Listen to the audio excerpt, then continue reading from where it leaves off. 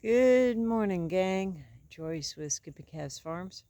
Um, I am in the process of redoing the perimeter cold fencing around my nut and fruit trees in what I kind of call my food forest area.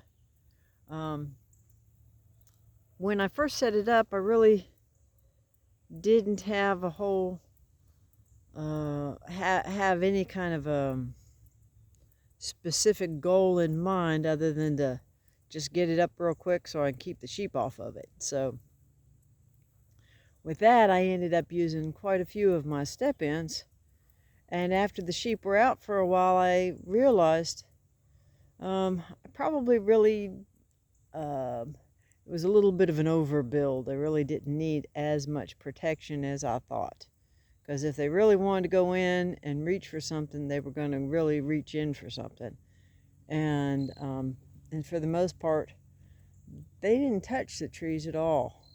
Maybe go in and munch a little bit, but they really didn't do much with the trees. So what I'm doing now is I'm going back and I'm redoing. So here I've got in my food forest area over here by my grape arbor, I've got my I apologize, gang, I can't really see the screen, so I can't really see what you're looking at for sure. But that's the Granny Smith apple, and this is one of my Liberty apples. And you can see on this one I've got 3 blue posts. So those are definitely O'Brien's. And so what I want to try and do is get my quality posts out from doing a stagnant kind of job like this and use the old posts that I had gotten before I got the O'Brien's. And so what I've gone through is on this one here on my nectarine, I've already just redone that. And as you can see, I kind of did a triangle shape, just did a single wire on the hook number 5. I just put a loop at the end of the wire, just a slip knot, and looped it around the hook and around the post, and then went around and then came back to the same post and then just kind of looped it up. And I wanted to leave the extra in case for some reason I do need to move the post and I want a little bit more line on there. It's not cut off real short. And likewise, I did the same thing over here. Now, if you've seen some of my earlier videos, you remember that this area right here, you can see where the footpath is. It's kind of a narrow gap, and the sheep weren't real comfortable about going between these posts and the post over here. I think early on one of them had gotten zapped, and that's probably why they were particularly gun shy. But I had 4 or 5 posts around this chestnut, and it's really not necessary because it's right up here next to the fence. So I just put one over there, and then I was able to kind of move these two since this branch is a little taller. I was able to shift those in a little bit, so that'll give me an opportunity to move these other posts a little closer in without making the pathway itself any narrower. So, and if you look, you can see where we've gotten several chestnuts that have hatched. And if you look real close, you can kind of see like between the chestnuts and the wood there, you can see some of the white stones. And over there behind on the other side of the trunk, you can see those white stones. Well, that's the calcium carbonate. That's the, well, I didn't use carbonate sand. I used the carbonate grit for my chickens to make my WCA.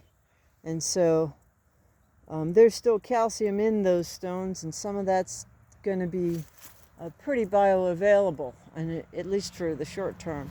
So I put a handful of the grit around each of these fruit trees, after I completed doing my WCA. So it's not quite as visually, what's the word I'm looking for? It's not quite as obviously visually, doesn't catch your eye doing the 3 with the white posts, as for example over here it is with the blue posts. But my sheep are used to the temporary fencing now, and so that shouldn't be an issue at all. But this way it's in line with how the sheep are used to seeing it. It's in line with the tree itself, and it's in line in case I want to continue to use the same traffic pattern. For example, here, instead of being, 2 and 2, I've got the triangle set so it makes a smoother corner around. So just doing a little quote unquote winterizing while I still can. And it's nice out. And so with that, gang, I will let you go. We still have some foliage on the grapes, but the grapes are all gone. It's the first year I've got fruit off of those muscadines, and it was sweet. It was good, even though I think the possum got a whole lot more than the rest of us did. But that's part of the process as well. So with that, gang, I will wish you blessings for the day, and whatever you do, just keep chasing the dream. Looks like we got some buzzards out here scoping things out. I know there is a squashed up dead possum up here on the road. Looks like that's what they're circling over and taking a look at here. But traffic kind of makes it hard for them to come down and pick it up. It's been there for the better part of a week. May not be much of it left. Anyway, I digress.